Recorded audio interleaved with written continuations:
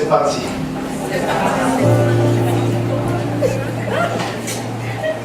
Nous allons entrer dans des temps merveilleux, des temps de révélation, des temps d'enseignement et aussi des temps de puissance. Et cet enseignement que je veux faire aujourd'hui,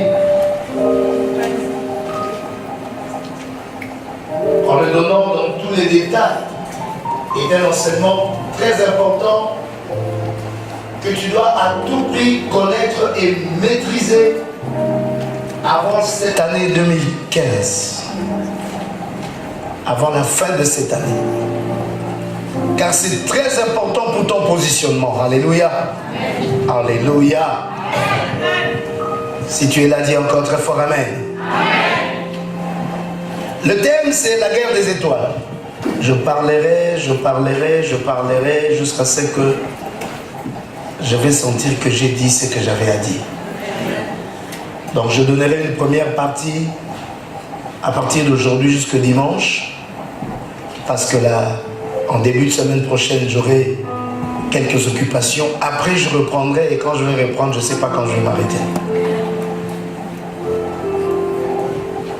Je crois que le travail que l'Éternel nous donne, c'est de parler aux enfants de Dieu, de leur révéler tous les mystères cachés, de leur faire comprendre comment fonctionnent les choses dans le monde de l'esprit.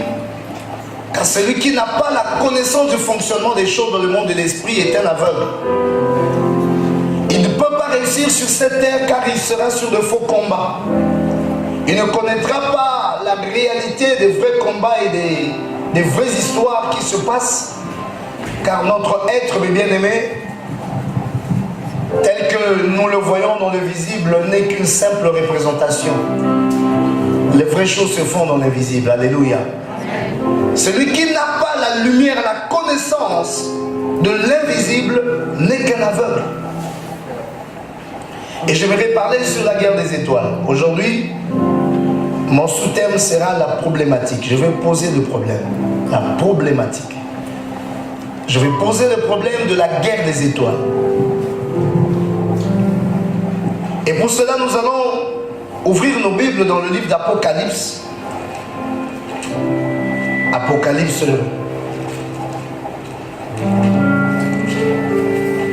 Nous lisons tous ensemble le chapitre 12. Apocalypse 12. Est-ce qu'on est là? On dit Amen. Amen. Apocalypse chapitre 12 nous dit ceci. Un grand signe parut dans le ciel. Une femme enveloppée du soleil, de la lune sous ses pieds, et une couronne de 12 étoiles sur sa tête. Elle était enceinte et elle criait, étant en travail dans les douleurs de l'enfantement. Un autre signe parut encore dans le ciel, et voici c'était un grand dragon rouge, ayant 7 têtes et 10 cornes, et sur ses têtes 7 diadèmes. Sa queue entraînait le tiers des étoiles du ciel et les jetait sur la terre. Le dragon se tint devant la femme qui allait enfanter, afin de dévorer son enfant lorsqu'elle aurait enfanté. Elle enfanta un fils qui doit paître toutes les nations avec une verge de fer. Et son enfant fut enlevé vers Dieu et vers son trône. Et la femme s'enfuit dans le désert où elle avait un lieu préparé par Dieu afin qu'elle y fût nourrie pendant 1260 jours. Et il y eut guerre dans le ciel. Michel et ses anges combattirent contre le dragon. Et le dragon et ses anges combattirent. Mais ils ne furent pas les plus forts et leur place ne fut plus trouvée dans le ciel. Et il fut précipité le grand dragon, le serpent ancien, appelé le diable et Satan, celui qui séduit toute la terre.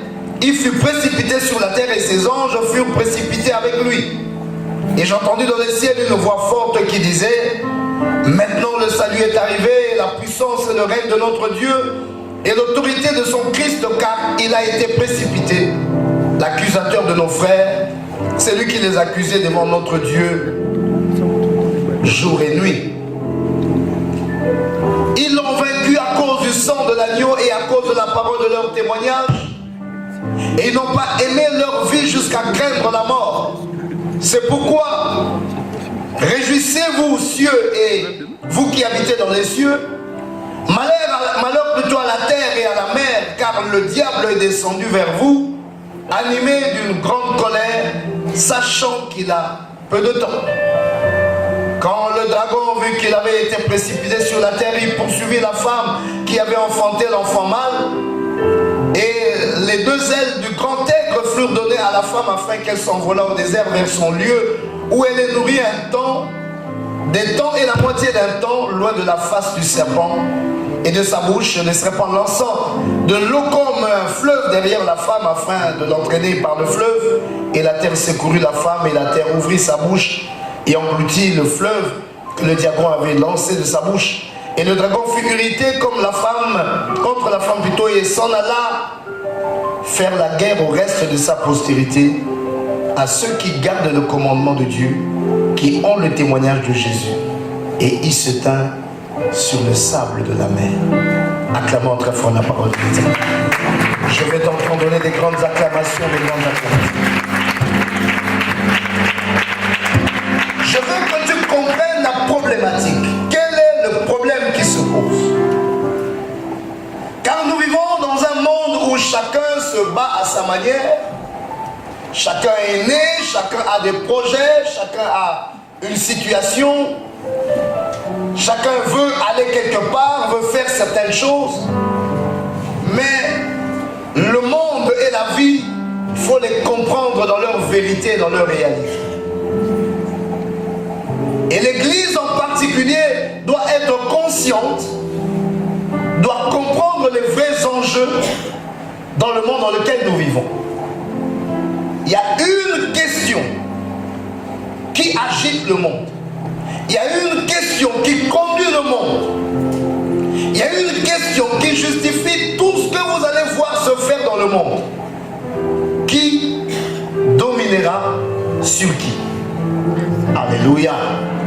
Je répète, qui dominera sur qui?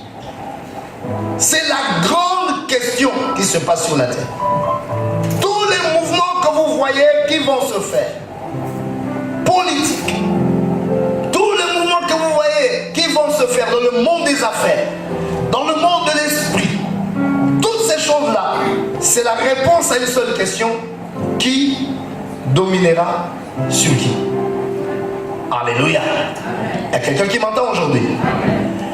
Et c'est ce qu'on nous explique ici dans la parole de Dieu. Il y a ici deux signes. Je vais commencer par là. Deux grands signes. Quels sont ces signes-là? Le premier signe, on nous dit qu'il y a une femme. On dit un grand signe paru dans le ciel. Une femme enveloppée du soleil. La lune sous ses pieds et une couronne de 12 étoiles sur sa tête. Et cette femme était enceinte et elle criait. Elle était en travail, on dit, dans les douleurs de l'enfantement. Alléluia. Est-ce que tu es là avec moi? Donc le premier signe ici, c'est la femme qui est revêtue du soleil. Nous allons chercher à comprendre cette femme qui elle est. Cette femme revêtue du soleil, c'est, si je peux l'appeler en termes spirituels, c'est la matrice de la lumière. Parce que la lumière enfante. Cette matrice de la lumière que nous voyons représentée dans la parole de Dieu, celle-là qui a été la mère de Jésus-Christ, Marie, elle a été le symbole de la matrice de lumière et elle a enfanté un fils de lumière qui était Jésus-Christ, le Fils de Dieu. Alléluia. Cette matrice de lumière est aussi représentée par l'Église, car l'Église a d'abord une connotation invisible, mystérieuse. C'est l'épouse de Jésus et cette épouse-là est mystérieuse. Cette épouse-là nous sommes la représentation de cette épouse-là physiquement et peut-être dans notre corps spirituel, mais c'est d'abord un tout qui forme cette épouse, alléluia, et qui est une matrice de lumière. Et nous tous, nous sommes enfantés, nous entrons dans ce monde comme des fils de lumière, nés de la mère de lumière ou de la matrice de lumière qui est cette femme que l'on représente ici, alléluia, celle-là qu'on appelle l'église dans sa connotation spirituelle supérieure. Qui m'entend, qui dit amen. Alléluia. Et donc, le symbole de l'église qui enfante des fils de Dieu ou des fils de lumière, car elle est revêtue du soleil, elle a la lune sous ses pieds et elle a une couronne de 12 étoiles. Donc cette femme est tirée de Dieu, c'est la côte de Dieu, symbole de l'épouse. Alléluia. Alléluia. Et la couronne qui est sur sa tête, comme vous le savez, la couronne est le signe d'une récompense. Et on a une récompense par rapport à ce qu'on a fait. Ce qu'on a fait, c'est ce qu'on appelle des œuvres. Et quand on accomplit une œuvre, on a enfanté une œuvre, on a enfanté quelque chose. Alléluia. Qui m'entend, qui dit amen. En d'autres termes, ce que nous faisons sur la terre, c'est comme des fils. C'est comme des choses que nous avons enfantées. Et donc, le symbole de la couronne ici sur cette femme, c'est le symbole de ses enfants. Et cette couronne a 12 étoiles, symbole donc des 12 fils. Pourquoi 12? Parce que ces fils-là sont destinés à une chose, le gouvernement. Alléluia. Alléluia. Ces fils-là sont destinés à gouverner. Et ce sont des étoiles. Il y a donc 12 étoiles qui représentent les fils de la femme. Ce sont des étoiles parce qu'ils doivent briller. Et encore, ce sont des fils de lumière. Alléluia. Nous sommes là? Est-ce que tu es là? Ce sont des fils de lumière. Et la Bible nous dit que cette femme, et dans les douleurs d'enfantement, elle doit enfanter un fils. Et voici le fils qu'elle doit enfanter. Alléluia. On est là? La Bible nous dit au verset 5 qu'elle enfanta un fils qui doit paître toutes les nations avec une verge de fer. Cette femme devait enfanter un fils qui doit paître les nations. Toutes les nations. Avec une verge de fer. C'est là, je vous dis, dans la première signification, ce fils, c'est Jésus. Alléluia. Dans une autre signification spirituelle, ce fils, c'est toi. Alléluia. Et on nous représente à 12 parce que nous avons le pouvoir sur les nations. Un pouvoir gouvernemental. On dit, il paîtra les nations. Avec une verge de fer. Pourquoi la verge de fer? C'est le symbole du pouvoir. Je vais te le lire rapidement. Va dans Apocalypse chapitre 2. Je veux que tu comprennes quelque chose aujourd'hui. Apocalypse chapitre 2.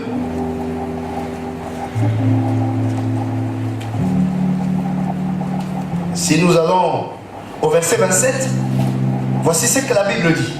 Je lis à partir du verset 26. À celui qui vaincra et qui gardera jusqu'à la fin mes œuvres, je donnerai autorité sur les nations. Il les paîtra avec une verge de fer, comme on brise des vases d'argile, ainsi que moi-même j'en ai reçu le pouvoir de mon Père. Et je lui donnerai l'étoile du matin. Que celui qui a des oreilles entende ce que l'Esprit dit aux églises. Acclame-le, toi, la parole du Seigneur. Donc le fils qui doit naître, ce sont les fils de de l'Église et qui doivent avoir le pouvoir qui était sur Jésus, le pouvoir qui est l'autorité sur les nations. C'est ça qu'on appelle la verge de fer. Cette autorité sur les nations fait en sorte que, en réalité, le monde, les nations sont dirigées par ces gens-là qu'on appelle des étoiles. Alléluia. Alléluia. Et pendant que nous sommes distraits dans les petites choses de notre vie, pendant que nous courons pour satisfaire les petits besoins de notre vie, le monde est dans une course extraordinaire. C'est la guerre des étoiles. Alléluia. Les étoiles sont ceux-là qui ont leur influence, leur autorité sur des nations. L'autorité sur des nations, ce n'est pas le poste qu'on peut te donner, même quand ça serait un poste politique. Vous savez, tu peux ne pas avoir un poste sur la terre, mais tu as un poste en esprit, au point que les choses peuvent se passer dans des nations par ton influence. Amen. Non, je ne t'ai pas entendu dire amen. Je ne t'ai pas entendu dire amen. Le programme de Dieu est un programme compliqué. L'homme regarde aux choses visibles, mais le gouvernement de Dieu est invisible. Il arrive qu'il manifeste les choses visibles dans l'invisible, mais il arrive qu'il fasse des choses fortes dans l'invisible, ayant influence dans le visible, sans que le visible ne se rende compte que c'est ça qui agit. Amen. Amen. Ça c'est vrai. Amen. Et les enfants de Dieu que nous sommes, nous avons une influence extraordinaire par rapport à la gestion des nations. Qui m'entend qui dit amen? Tu peux ignorer qui tu es. Et c'est pour cela que tu ne comprendras aussi jamais pourquoi les gens te font la guerre. Tu ne comprendras jamais qui suis-je. Je suis qui? Pourquoi on ne peut pas me laisser tranquille? Pourquoi on me fait la guerre? Parce que je me vois comme un petit homme, peut-être qui cherche son pain à manger, qui cherche son chemin à passer. Mais ceux qui ont la lecture de l'invisible savent qu'il y a sur toi une verge de fer. L'autorité des nations est sur toi. Amen. Je vais t'entendre acclamer très fort l'Éternel aujourd'hui. Et c'est Dieu qui te donne ça. C'est pour cela, dans le livre de Genèse, l'Éternel a dit quelque chose à Abraham. Pendant qu'Abraham cherchait des fils. Mais qu'est-ce que Dieu voulait avec Abraham? Pourquoi Dieu empêche à Abraham d'avoir des enfants? Parce que Dieu voulait commencer avec Abraham une race nouvelle, la race des étoiles. À cause de quoi? Dieu avait créé la race humaine. La race humaine a failli. La race humaine est tombée. Il fallait créer une nouvelle race. Des gens qui sont venus du ciel. Alléluia. Et ces gens-là devaient naître par un père que Dieu a choisi, qui s'appelait Abraham. Alléluia. Et donc Abraham devait enfanter un fils qui naîtrait pas naturellement, mais qui naîtrait par le pouvoir de Dieu. Et ce fils-là, c'était Isaac. Et Dieu arrête donc Abraham. Quand Abraham se plaint qu'il n'a pas d'enfant, il dit: lève tes yeux et regarde. Si tu peux compter. Il avait vu quoi? Les étoiles. Et Dieu lui dit: telle sera ta postérité. Acclame l'Éternel. Non, je vais t'entendre acclamer très fort. Je vais te parler à cœur ouvert. Je vais t'expliquer ce monde, mon frère, ma soeur. Ce n'est pas les petites blagues qu'on peut faire là, avec la prière et le christianisme. Les choses sont plus sérieuses que tu ne penses. Ta vie là, ne pense pas que c'est la petite guerre que les gens vont te faire. Les gens n'ont rien à voir avec le mari que tu dois épouser ou la femme que tu as. C'est tout un programme prophétique qu'ils veulent combattre.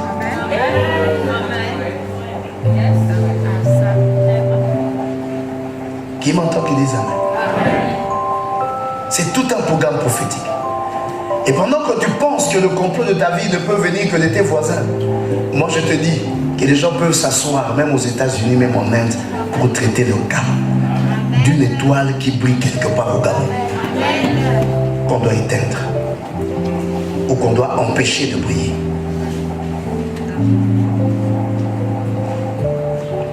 Qui m'entend?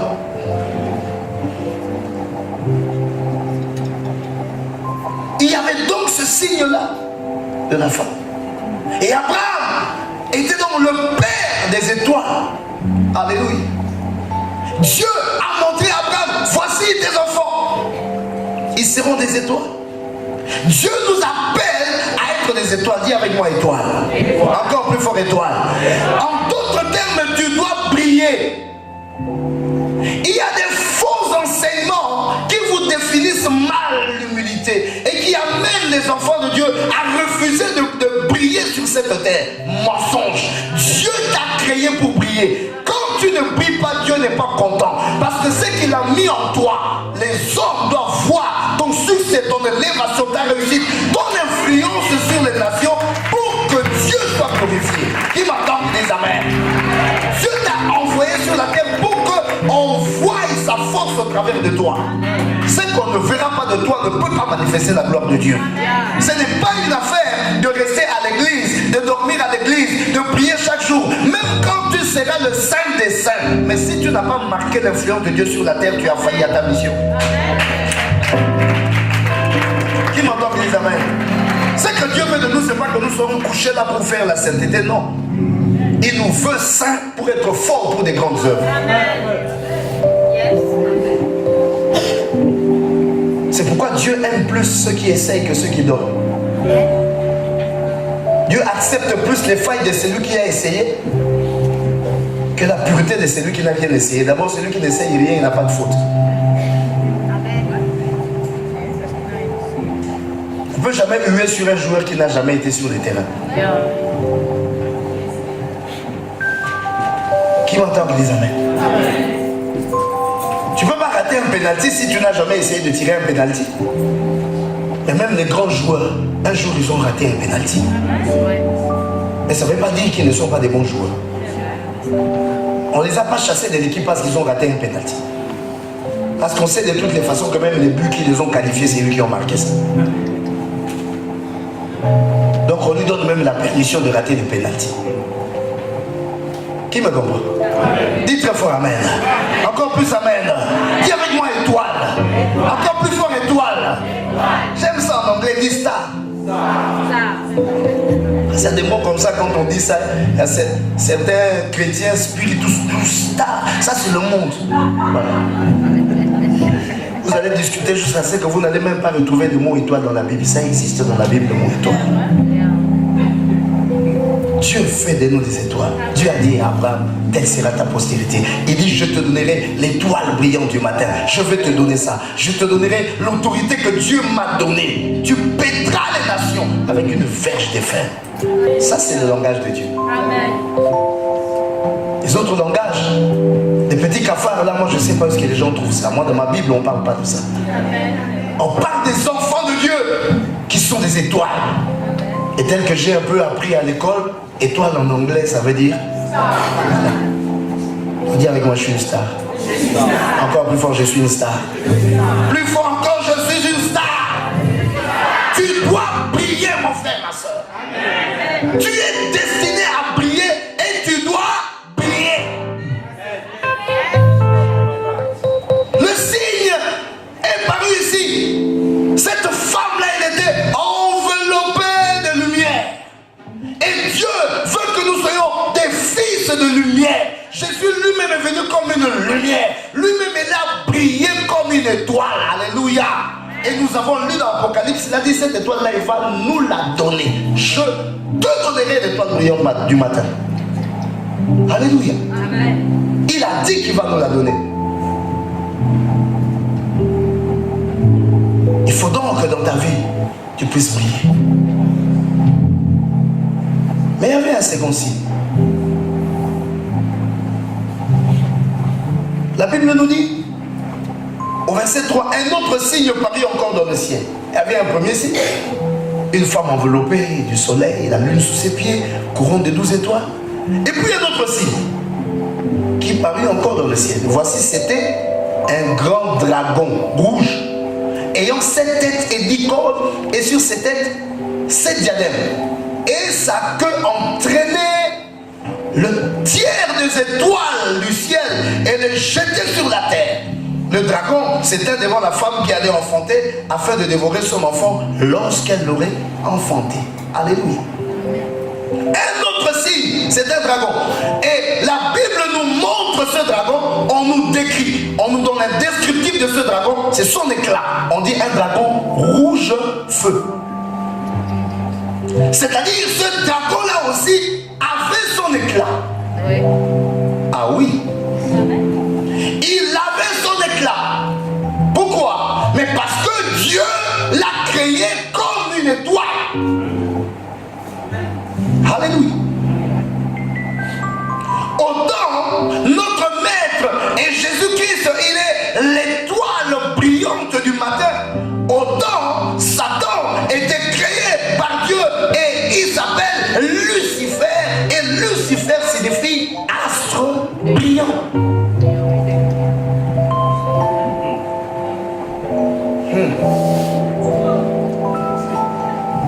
Lucifer est une étoile. Lucifer brille. La Bible nous parle de lui. On dit, quand il était dans le ciel, il marchait au milieu des pierres étincelantes. Lucifer, c'était pas n'importe qui au ciel. C'était un patron, un fils de lumière, plein de lumière, qui accomplissait beaucoup de choses au ciel. Alléluia. Est-ce que tu es là avec moi? Est-ce que tu es là avec moi? Dieu l'avait créé brillant. Et quand Lucifer avait été précipité, Dieu ne lui a rien enlevé de ce qu'il avait.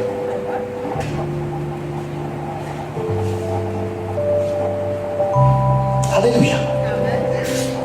Et la Bible dit, il mettait le sceau à la perfection. Il y a donc un deuxième signe. C'était ce signe-là. Il y a quelqu'un d'autre qui a aussi un éclat. Alléluia. Alléluia.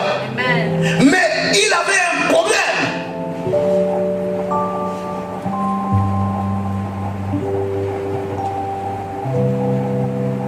Quand Lucifer a commencé à convoiter la place de Dieu. Alléluia. Il a commencé à convoiter la place de Dieu. Il voulait s'asseoir sur la montagne de l'assemblée. J'arriverai à cela. Dieu a précipité Lucifer. Lucifer est descendu. C'était donc le deuxième signe qu'on nous dit qui parut dans le ciel. Et il y a Lucifer qui lui aussi recherche le même éclat que Dieu lui avait donné, mais que par la chute il n'a plus, mais qu'il doit chercher à récupérer. La richesse, la gloire, la renommée, la beauté, toutes ces choses. Alléluia. Écoutez, mon père spirituel me disait une chose. Il dit, si tu vois Lucifer passer quelque part, c'est qu'il y a quelque chose là-bas pour toi.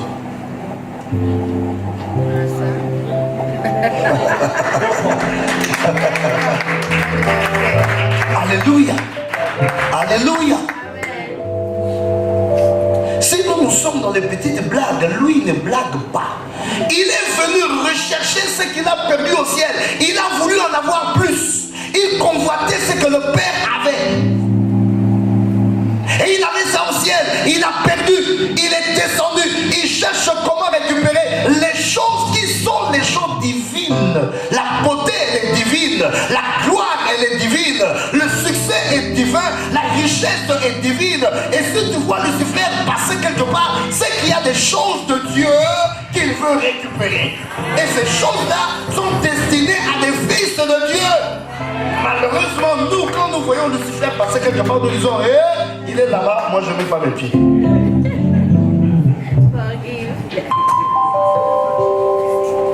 Qui m'entend qui dise Amen? Amen. Qui m'entend qui dise Amen?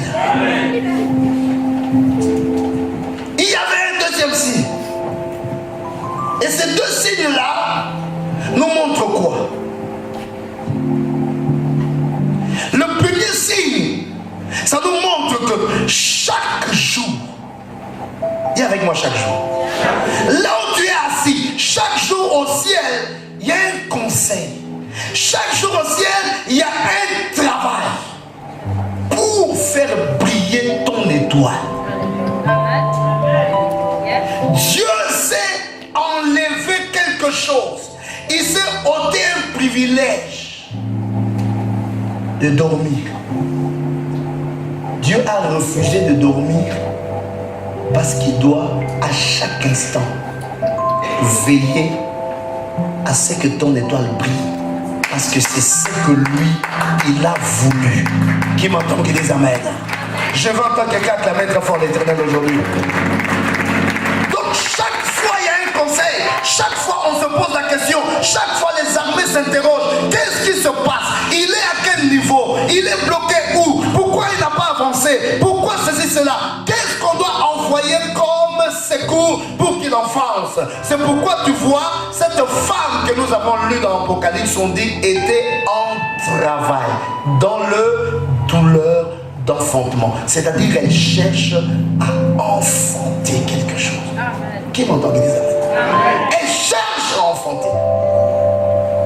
Il faut que ta gloire naisse, il faut que ton succès naisse, il faut que ton élévation naisse, car c'est cela ce que Dieu a programmé et ça doit se faire. Chaque jour le ciel est embêté tant que ce n'est pas accompli, parce que tant que ça ne sera pas fait, il y a une affaire grave. Dieu sera traité de menteur ou d'incapable.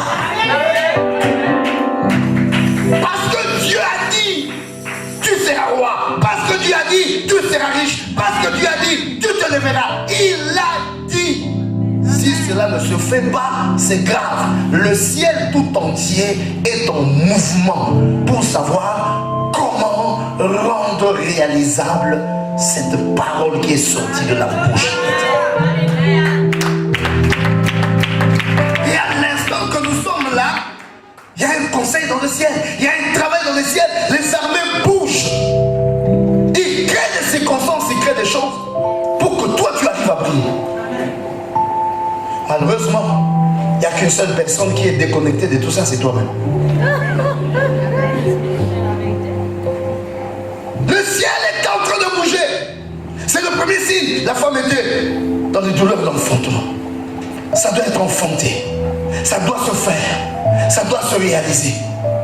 Alléluia. Et le deuxième signe, au même instant, il y a aussi un autre conseil qui se tient. Satan aussi fait son conseil. Comment empêcher à cet homme de briller? Comment bloquer cet homme pour que ce qu'on a dit de lui ne se fasse pas? Qui m'entend, qui dit Amen? Et à l'instant que toi tu es là, tu crois que tu es tranquille. Moi je ne cherche pas de problème aux gens, je suis tranquille chez moi. Tu ne seras jamais tranquille chez toi tant que tu portes une parole que l'ennemi sait que cette parole-là est une parole de gloire. Amen. Tu ne seras jamais tranquille. Même si tu ne provoques personne, Satan va te provoquer. Amen. Qui m'entend qui dit Amen? Amen. Et mon père spirituel me disait toujours, le meilleur moyen de se défendre, c'est d'attaquer. Au lieu d'être à la défensive, toi commence l'offensive. Parce que de toutes les façons, si tu attends, on t'attaquera. Attaque avant qu'on t'attaque. C'est lui qui a la défensive, il a tendance à reculer. C'est lui qui a l'offensive, il avance. Il y a ton voisin, de toutes les façons, Satan t'attaquera, que tu veuilles ou pas. Même si tu ne déranges personne, même si tu refuses de bien t'habiller, même si tu te caches dans la maison, Satan t'attaquera. Vous savez, il y a des gens qui ont voulu fuir Satan et aller se cacher dans des maisons qui sont fermées. Mais ils ont vu les péchés les suivre juste dans les monastères.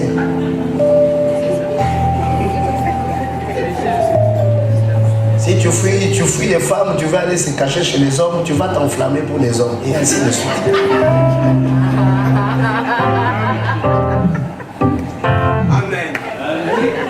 Qui m'entend dire amen? Satan t'attaquera toujours. Donc c'est à toi de l'attaquer avant. C'est la conquête. Et mes bien-aimés, donc il y avait ce deuxième signe. Il essaye de voir comment est-ce qu'il va bloquer. Daniel était quelqu'un qui travaillait tranquillement bien dans le palais du roi. Mais pendant que lui travaillait honnêtement, il y a des gens qui se réunissaient pour essayer de voir là où il tourne, en quoi nous allons le pincer pour le détruire. Donc nous sommes dans un monde où ne pense pas que parce que tu fais bien, que les gens sont obligés de t'acclamer. Amen. Et ne pense pas non plus que parce que les gens te chassent partout, c'est que tu fais mal.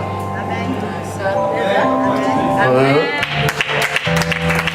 Et quelqu'un acclame très fort l'Éternel aujourd'hui.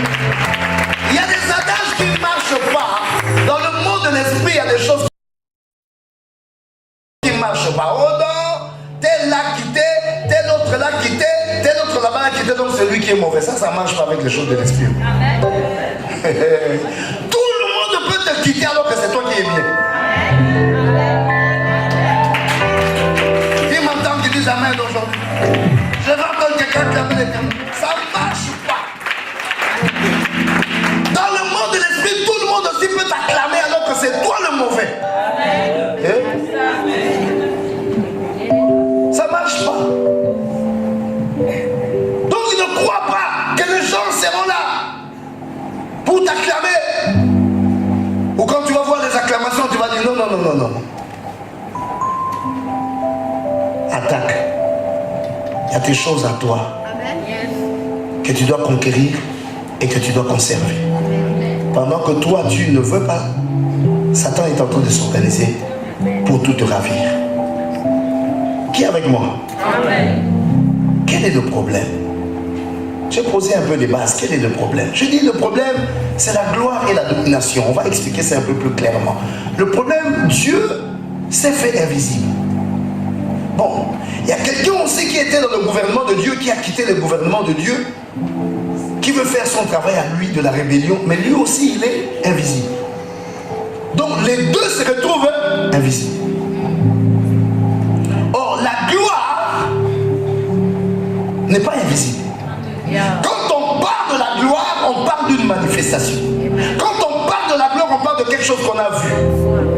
Et Dieu s'est fait lui-même invisible pour que sa gloire soit manifestée dans l'invisible au travers des hommes qu'il a créés, en qui il a déposé des paroles de gloire. Alléluia. Il a mis en chacun de nous des paroles de gloire pour que ce que nous allons faire, ce que nous allons réaliser, manifeste sa gloire à lui. Parce que ça vient de lui, finalement, ce que nous faisons de bien dans l'invisible, c'est lui qui en reçoit la gloire. Amen. Qui m'entend qui dit amen? Acclame l'Éternel si tu m'entends aujourd'hui. Donc Dieu veut que tu pries. C'est le projet de Dieu. C'est ça sa gloire. C'est pourquoi ne te fais même pas des soucis. C'est un business avec lui. Si moi je ne prie pas là, Dieu est mal à l'aise. Donc c'est pas moi qui cherche ça, c'est même lui qui cherche ça le premier. Moi des fois je vais même me limiter dans les petites choses, mais c'est lui qui dit si tu limites là, ma gloire ne sera pas vue. Il faut que tu arrives là-bas.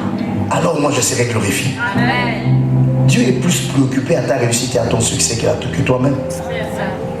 Des fois quand nous l'accusons, Dieu, pourquoi tu me fais comme ça? Pourquoi tu me laisses comme ça? Nous n'avons pas compris que lui il a plus de soucis de te voir réussir. Dis amen. Moi je peux mourir, je peux m'en aller. S'il y a des choses que je n'ai pas fait, je n'ai pas fait. Commentaire. Mais lui qui a dit que ça va se faire, en quoi il sera encore Dieu? Dis amen. Lui-même il a dit quand vous serez à genoux devant devenez des intercesseurs pour moi. Nous sommes des intercesseurs pour Dieu. Comment? En faisant chaque jour la prière. Que ta volonté soit faite sur la terre comme au ciel. Parce qu'il veut que ça se fasse. Il se bat pour que ça se fasse. Et ça se fera au travers de nous. C'est nous qui portons ce plan-là de Dieu. Alléluia. Est-ce que quelqu'un est avec moi? Il y a cette loi de Dieu, la loi des étoiles qui est en nous. C'est en toi, c'est en chacun de nous ici. C'est inscrit en toi. Personne ne pourra changer cela. Parce que Dieu l'a déposé. Ça ne dépend ni de la famille où tu es allé naître, ni de ton père, ni de ta mère. Parce qu'il y a des choses qui sont spirituelles. Alléluia. Qu'on a déposé dans ton âme et dans ton esprit, qui n'ont rien à voir avec ton corps. Ça n'a rien à voir avec ta race, ça n'a rien à voir avec ta forme. Alléluia. C'est là au-dedans de toi. Et c'est Dieu qui a mis ça. Il a son plan, il veut voir comment ça va se réaliser. Chacun de nous sera guidé dans des choses. Donc Dieu est à l'aise. Il a créé son monde. Il a créé ses fils. Il a mis des paroles dans ses fils par rapport à son plan. Mais Lucifer, quand il était là-bas au ciel, quel était son problème? Le problème de Lucifer, c'était la chaise. Dis avec moi la chaise. Lucifer a vu Dieu. Dieu était le maître, le créateur des lois. Donc c'est Dieu qui décide. Il dit: je crée cette loi, je veux que mon monde fonctionne comme ça. Et je veux que dans le fonctionnement de mon monde, en tel, je mets telle loi. Lui, il fonctionnera comme ça, il vivra telle chose. Celui-là fonctionnera comme ça, il vivra telle chose. Voici mon plan, les deux là se rencontreront comme ça, et voici les choses qui se passeront. Dieu conçoit son histoire, il conçoit son rêve. Et Satan est là assis parmi les exécutants du rêve de Dieu. Il est embêté parce que lui aussi commence à se faire un rêve.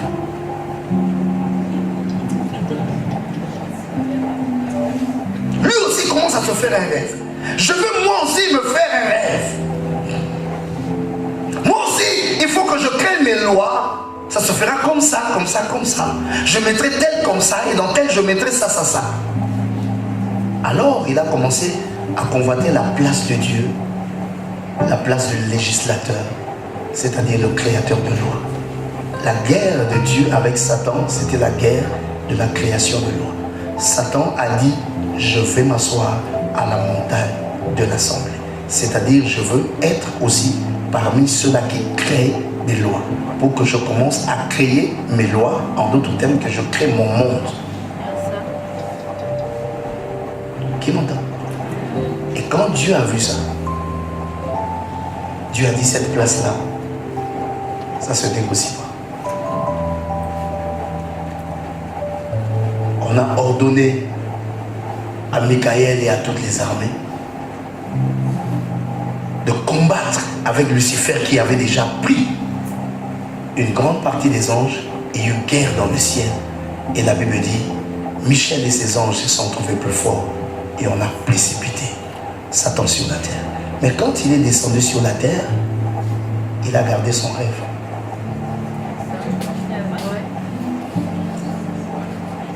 Et monsieur, il a gardé son rêve. Maintenant, comment va-t-il réaliser son rêve? Comme il est chassé du trône de la législation, il n'a pas pu s'asseoir là où on crée des lois. Comme il est projeté maintenant, il est dans le monde des hommes. Ces hommes-là ont des lois en eux. Alléluia. Comment va-t-il réaliser son rêve, créer son monde à lui, créer son royaume à lui, avec son plan à lui, où les choses se feront comme lui il le pense, comme lui il le rêve? Il reste une chose: utiliser ce qui existe. S'il ne sait pas créer, il peut au moins utiliser ce qui existe. Alors il entre dans la parole qui dit: le voleur ne vient que pour voler, égorger et détruire. Qui me comprend? C'est la possibilité qui lui reste. Dieu a créé son monde. Dieu a mis des choses. Il y a quelque chose qu'il y a dans ma soeur. Maintenant, Lucifer vient. Il doit faire quelque chose. Il n'a pas la parole pour pour le faire. Mais cette parole-là est dans ma soeur. Agite ta main comme ça. Parce que je vais t'expliquer quelque chose. Je suis en train de poser la problématique. Bientôt, je vais terminer. Dis avec moi, toutes tes paroles. Dis encore plus fort, toutes tes paroles. Sache-le que toutes tes paroles. Tout ce qui existe est parole. La Bible dit au commencement était la parole. Et la parole était avec Dieu et la parole était Dieu. Tout ce qui existe a été fait par elle et rien de ce qui existe n'a été fait sans elle. Tout ce que tu vois, c'est une parole manifestée. Ce qui existe est parole. Alléluia. Amen. Alors Dieu, lui, il est le créateur. Dieu a la parole. Satan n'a pas la parole créatrice. Dieu crée comme il veut créer, ce qu'il veut créer, de la manière dont il veut le faire. Il crée, ainsi il décide, il crée, il dit celui-là, je fais de lui un roi. Et parce qu'il crée ça, ça va exister. Il dit celui-là, je le mets à tel endroit. Parce qu'il le dit, ça va se faire. Celui-là, je le pousse comme ça. Parce qu'il le dit, ça va se faire. Alléluia. Qui m'entend, qui dit amen. Parce qu'il a la parole créatrice. Tout ce qui existe, toutes les lois, même la loi de pesanteur, la loi de ceci, la loi, les scientifiques ne font que découvrir, ils ne sont pas des créateurs des lois. Alléluia. C'est Dieu qui a créé ça, c'est sa parole qui a dit tout ce que vous verrez sur la terre tombera. C'est Dieu qui met cette loi. Amen. Et le jour où l'Éternel dit ça tombe pas, ça tombera pas. Amen. C'est pourquoi il a le pouvoir sur sa propre loi. Il peut ordonner à sa propre loi qu'il a créée, tu n'agis plus et cette loi s'arrête. Alléluia. Alléluia. Et c'est tout ce qui est de ta vie, c'est Dieu qui a prononcé ça. Dis avec moi encore toutes tes paroles. Je vais te donner deux petites notions avant que nous ne clôturions. Dis encore toutes tes paroles. Plus fort encore toutes tes paroles. Donc ce que Dieu dit, c'est ça qui va se faire. Amen. Et comprends une chose, la parole de Dieu, ce n'est pas le verbe creux. La parole de l'Éternel contient deux choses, le principe et l'énergie. J'ai dit, la parole de Dieu contient deux choses. Quoi? Le principe et l'énergie. C'est-à-dire, quand Dieu dit, dans ce qu'il dit, il y a le principe, c'est-à-dire la chose qui doit se faire, mais il y a aussi le pouvoir pour que ça se fasse. C'est pourquoi on dit, il est derrière sa parole pour l'accomplir. Parce qu'il y a derrière la parole de Dieu le pouvoir de l'accomplissement. Donc c'est pourquoi on dit que Dieu n'est pas menteur. Quand on dit qu'il n'est pas menteur, ça ne veut pas dire, il faut comprendre ça spirituellement. Ça ne veut pas dire qu'il ne dit pas des choses fausses. Non, ça veut dire que quand il dit quelque chose, derrière ce qu'il a dit, il y a un pouvoir de l'exécution. Donc ce qu'il a dit, ça va se faire, donc il ne peut pas mentir. Quand Dieu dit, tu seras élevé, dans cette parole-là, il y a tout un pouvoir, une énergie qui va travailler pour t'amener à l'élévation. Donc c'est impossible que ça ne se fasse pas. Il n'y a que toi qui peux arrêter ça, si tu n'as pas compris ça.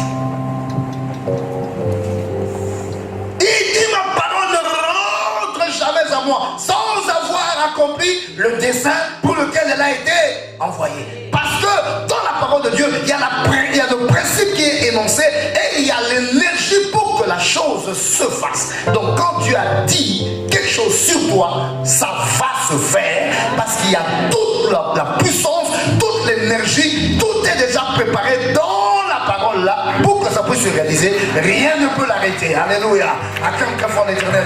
Rien et alors rien ne peut l'arrêter.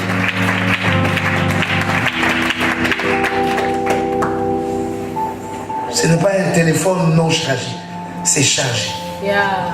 On te donne un téléphone avec des unités dedans et puis c'est déjà chargé. Amen. Prête à l'emploi. Dis amen. Amen. Donc il y a toutes tes paroles. Quelqu'un me suit? Et en matière de parole, parce que ce que Dieu dit, il y a le principe et il y a l'énergie de l'accomplissement. Il y a deux choses que tu dois comprendre. La première chose, c'est ce qu'on appelle la consommation de la parole. Dis avec moi la consommation de la parole. Dis encore plus fort, la consommation de la parole. C'est quoi la consommation de la parole? Quand une parole est dite, cette parole doit s'accomplir. Quand la parole qui était dite s'est accomplie, c'est que la parole a été consommée. Qui me suit? Amen. Quand la parole qui a été dite est accomplie, c'est que la parole a été consommée. Quand la parole qui avait été dite est accomplie à moitié, c'est que la parole a été consommée à moitié. Et ce qui est consommé, on ne peut plus l'utiliser. Tu es là? Maintenant, je reviens à Lucifer. Parce que Lucifer n'est là que pour utiliser ce qu'il va trouver. Si toi, tu vis l'exécution de ta parole, il n'a plus rien à prendre. Parce que la parole est consommée. Ça va? La parole est consommée. Il n'a plus rien à prendre. Il faut qu'il se batte d'abord pour que toi, tu ne vives pas l'exécution des paroles qui sont en toi. Alors il organise ce qu'on appelle le vide prophétique. Dis avec moi le vide prophétique. Le vide prophétique. Encore plus fort, le vide prophétique. Le vide prophétique. C'est quoi le vide prophétique? Il y a un trône. Et ce trône-là est destiné à quelqu'un. La parole de Dieu, le principe et l'énergie sont placés dans cet homme pour qu'il arrive un jour à s'asseoir sur ce trône qui lui est réservé. Alléluia. Si lui s'assoit là, le ciel va acclamer, les hommes vont retrouver en lui la réalisation de la parole de Dieu et rendront gloire à Dieu. Satan veut que ce ne soit pas lui qui s'asseye là, mais quelqu'un d'autre. Le problème, c'est que le trône, ce n'est pas une simple chaise.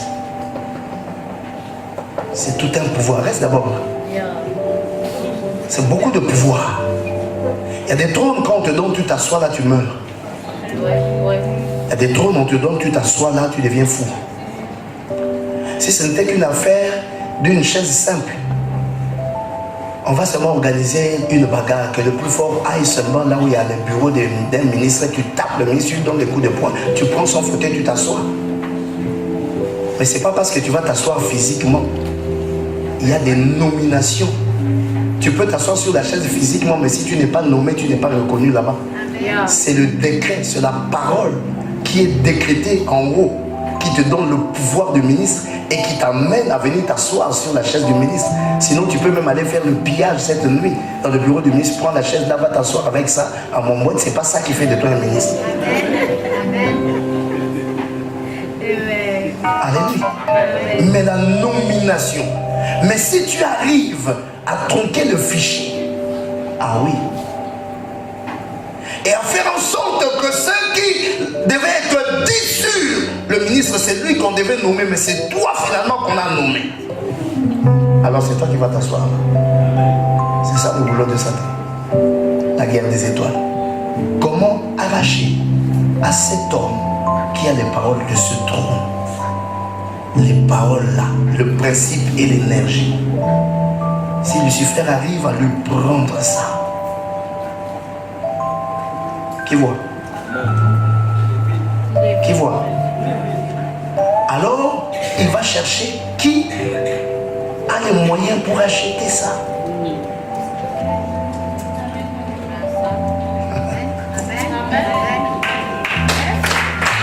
C'est la chose qui va te faire asseoir là. Qui veut? Si tu veux, il te pose ces conditions. Moi, j'ai mes soucis là-bas. J'ai mes choses pour que mon royaume marche. Surtout, nous sommes en panne d'énergie. Si tu as quelques kilolitres de sang, amène-moi ça, moi je te donne ça. Et je te fais asseoir. Parce que ce trône est un trône d'influence. Ce trône gère les nations.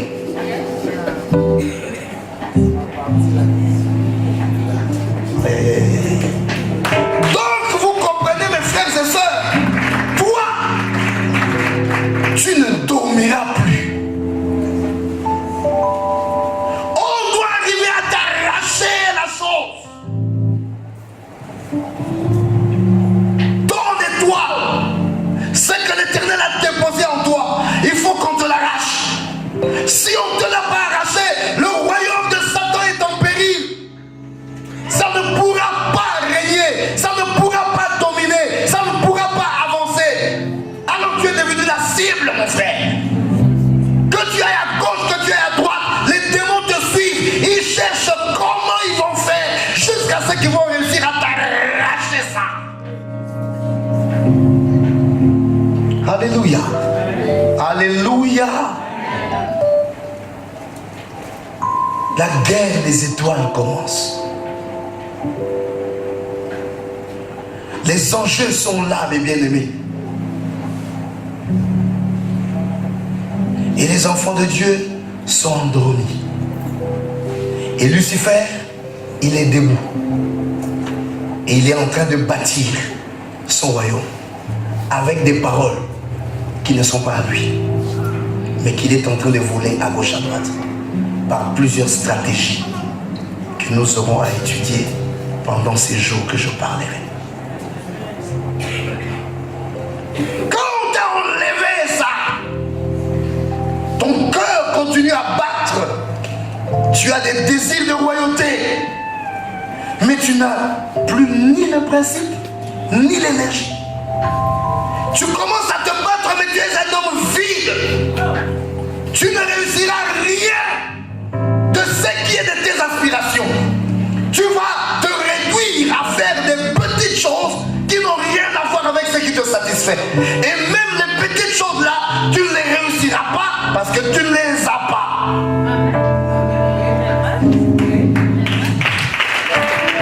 Je vais entendre quelqu'un clamer très fort l'Éternel aujourd'hui. Tu ne les as pas.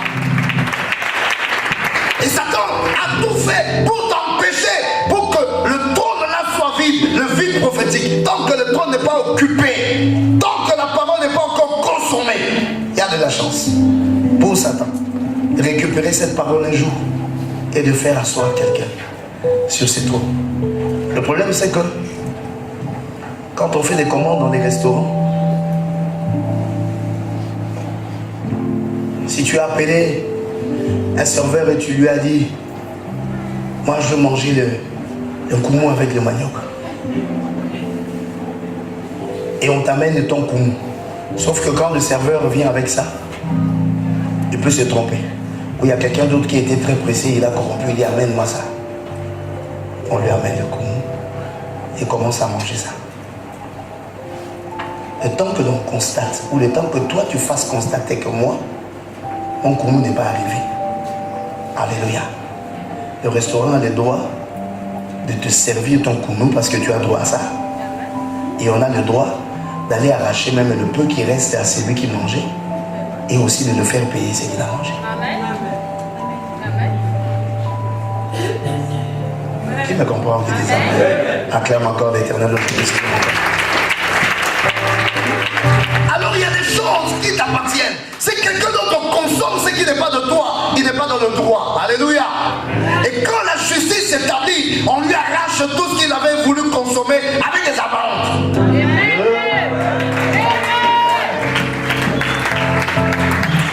Je te parle simplement de la vie telle que ça se passe dans le monde spirituel. Les nuits là quand nous dormons, c'est ça là qui se passe. Et il y a toute une guerre contre toi parce que ce que tu as là, c'est destiné à influencer le monde.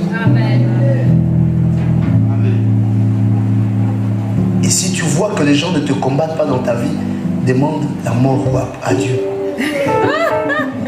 Ça veut dire que tu n'as rien. Si tu sens qu'il y a trop de guerre autour de toi, commence à comprendre qu'on a vu quelque chose. On doit t'empêcher de venir sur le trône. On se battra pour récupérer ce que tu as, pour faire asseoir quelqu'un d'autre. Mais s'il y a quelqu'un d'autre qu'on appelle un usurpateur qui s'est assis sur ton trône, par ce séminaire, nous allons le déloger. Car le Dieu, notre Dieu est un Dieu de justice. Chacun retrouvera sa place. Je vais entendre quelqu'un clamer l'Éternel. Et c'est ça la puissance du sang de Jésus. C'est le sang de la justice. Acclame encore plus fort l'Éternel. Acclame l'Éternel, acclame l'Éternel. Permets-moi ça. Acclame l'Éternel si tu m'entends aujourd'hui. Ce n'est que l'introduction. J'ai posé la problématique. C'est pourquoi quand Jésus est né, le problème d'Hérode, c'était l'étoile. On a vu son étoile. Et les prophéties disaient que cette étoile-là, c'est l'étoile royale. Et tout le problème d'Hérode commence là. Si cette étoile-là est une étoile royale, donc il deviendra roi. S'il deviendra roi, il va s'asseoir sur un trône. Mais il n'y a qu'un seul trône ici, donc il va s'asseoir sur mon trône. Alors je ne vais pas le laisser grandir. Il dit au mage, allez retrouver là où il est né. Venez me dire, moi aussi j'irai l'adorer. Il cherchait comment tuer Jésus. Pour créer quoi? Le vide prophétique. Tant que le trône de Jésus ne sera pas occupé, que lui, il voyait le trône royal de cette terre, alors lui, il sera tranquille. Qui m'entend qui dit amen? Je t'entends pas très bien dire amen. Mais si Jésus, que lui, il voyait roi de cette terre, on le laisse grandir, il savait que lui n'était qu'un usurpateur de pouvoir.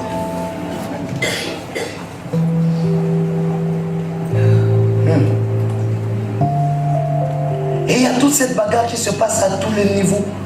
Même les plus petits niveaux, même les choses les plus simples. Dieu a décrété dans le ciel. Tu te marieras à un bon mariage au travers de... Parce que le mariage est spirituel. Le mariage... Je vous enseignerai sur le mariage. Je vais vous expliquer. Non, c'est même pas les chansons là. C'est ni les chansons là, ni les smoking, ni les... Le mariage, c'est spirituel. Quand l'apôtre Paul parle du mariage, il dit ce mystère est grand. Et puis il s'arrête, il dit, je parle de Christ et de l'épouse. Parce que ce que nous accomplissons dans le mariage n'est en fait qu'une manifestation en image de la réalité spirituelle qui est le mariage de Dieu avec l'Église.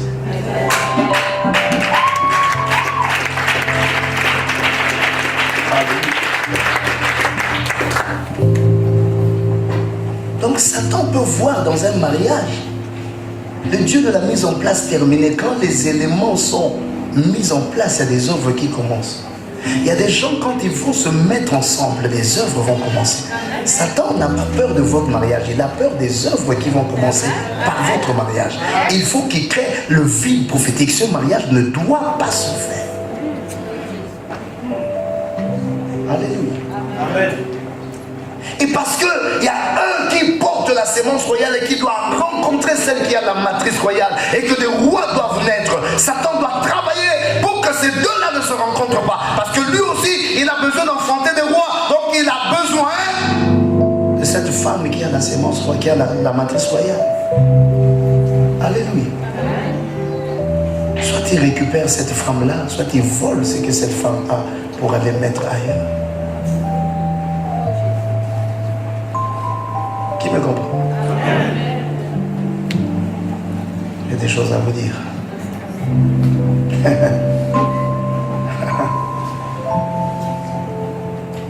Non, il y a des choses, c'est pas pour les enfants. Saül, il était roi ou il n'était pas roi? Il était roi. Vous êtes sûr?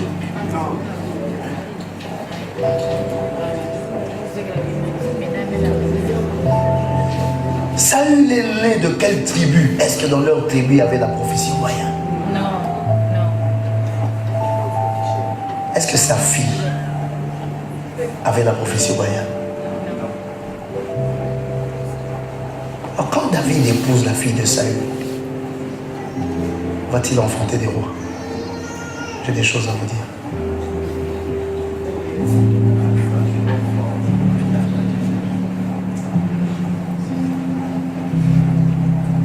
Alléluia.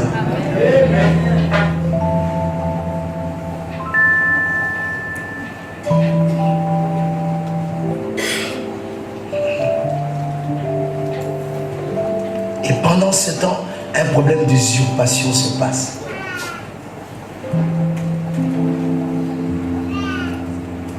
Des étoiles, mes bien-aimés. La guerre des étoiles. Il y a des gens qui sont dans des vies qui ne sont pas les leurs. Il y a des gens qui circulent avec vos gloires. Il y a des gens qui circulent avec ce que vous devez réussir. Et vous vous sentez diminué. Et ça se passe par des multitudes de choses. Quand je parle de ce séminaire, je vous donnerai beaucoup de choses qui se passent dans ce monde qui font qu'une personne, on lui arrache ce qu'il devait vivre. D'autres personnes s'amusent avec ça pendant que lui, il n'est qu'un mendiant quelque part. Et c'est l'activité satanique qui se passe jour et nuit qu'on appelle le commerce de Babylone. Quand vous le lisez dans l'Apocalypse, le commerce, on dit, il faisait le commerce des âmes. C'est ce commerce-là. Et c'est tout ce que vous voyez qui est lié aux sacrifices multiples. Car le sacrifice, c'est l'élimination d'une personne pour créer le vide prophétique. Alléluia. Quand une personne est éliminée, on crée le vide prophétique. Parce que cette personne-là ne va pas vivre les choses qui lui étaient destinées. Et on va récupérer, se battre à récupérer. Il y a des bagarres qui se font quand il y a la mort de quelqu'un. Parce qu'il faut chercher. C'est dans ce moment-là, quand on a sacrifié quelqu'un, qu'on doit prendre. Et c'est pourquoi les petites prières et les louanges qui se font dans les deuils bousculent beaucoup de choses.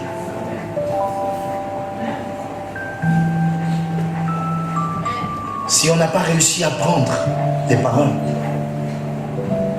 alors on ne peut rien faire avec la personne qu'on a sacrifiée inutilement.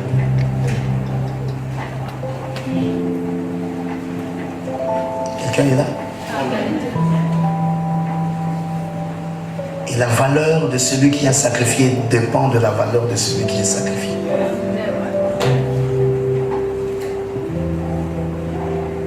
Car ce qu'il prendra, c'est la parole de celui qui l'élimine.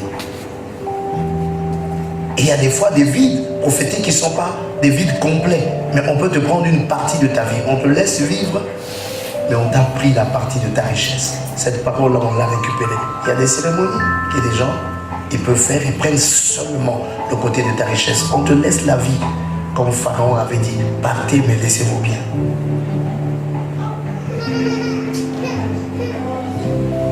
Et tu peux rester, tu continues à vivre. Mais sauf que ta richesse a été récupérée. Et tu ne seras jamais riche. Mais gloire soit rendue à Dieu. Alléluia. Car la situation peut se renverser. Car la vérité peut réapparaître. Car le positionnement de la vérité peut se faire. Si tu sais prier, invoquer le nom de Jésus. Je vais entendre quelqu'un clamer l'Éternel aujourd'hui. Je vais m'arrêter là aujourd'hui. C'est la problématique. Demain, nous allons commencer à comprendre qu'est-ce qu'il y a dans les toits là. Alléluia. Alors lèvons-nous tous ensemble. Nous allons faire une prière. Et je veux que tu acclames d'abord l'Éternel. Que tu l'acclames, que tu l'acclames, que tu l'acclames, que tu l'acclames, que tu l'acclames. Oh, gloire à Jésus. Gloire à Jésus. Et la Bible dit, vous connaîtrez la vérité vous affranchira. Quand on commence à entrer dans la vérité, la justice commence à se faire. Celui qui ne connaît pas ses droits, il se laisse dribbler. Mais quand quelqu'un commence à connaître ses droits, alléluia, on commence à lui rendre ce qui est à lui. Parce que tu écoutes déjà ces choses. Je sais que le monde des ténèbres est en train de trembler parce qu'ils sont en train de perdre beaucoup de choses. Amen. Moi, je crois que tu es appelé à briller. Tu es une étoile. J'allais dire, tu es une star. Dis avec moi, je suis une star. Encore plus fort, je suis une star. Dis, je suis appelé à briller. Plus fort encore, je suis appelé à briller. Alléluia. Alors acclame très fort l'Éternel ton Dieu. Acclame l'Éternel ton Dieu. Lève nos mains. Quand on donne le chant. Alléluia.